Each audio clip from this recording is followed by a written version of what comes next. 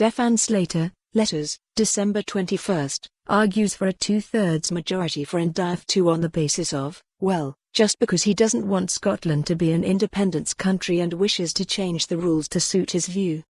Did he complain that the first-past-the-post system allowed the Tories to win last week's election with a lower proportion of the UK votes than that won by the SNP in Scotland? Did he complain that Brexit went ahead with a 2% margin even although it was supposed to be advisory? Now is not the time to change the rules on voting just because it doesn't suit the view of Mr Slater and his ilk.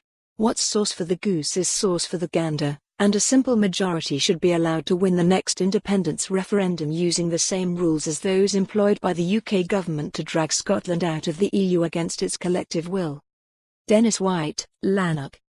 You publish a letter from STEFAN Slater in which he puts forward a view that if there is ever to be another referendum on Scottish independence then the threshold for leaving the UK should be set at a two-thirds majority.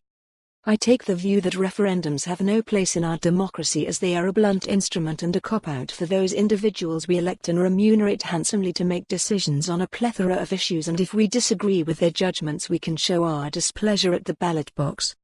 However, being realistic, it seems we are on a path whereby the referendum will come into play more and more, so the suggestion by Mr Slater seems reasonable with an important caveat. Voting must be legislated to be compulsory and no longer should it be acceptable for circa 30 to 40% of the electorate to abrogate their civic duty.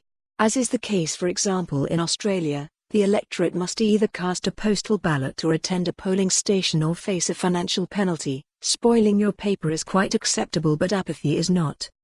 If implemented, the many result achieved could truly be claimed to be the democratic will of the people. James Martin, Bearsden.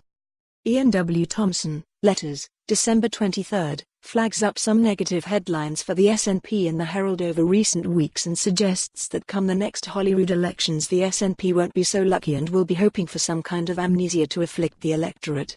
However, as the SNP won 80% of the seats at this month's general election, and as Nicola Sturgeon won 87% of the vote in the Herald's own poll which leader won the Scottish leaders' debate, I think it highly unlikely that the Scottish voting public will be displaying any signs of amnesia next time they visit the polling stations, and I doubt if they will forget that among many other achievements it is the SNP government which has delivered baby boxes, extra free childcare.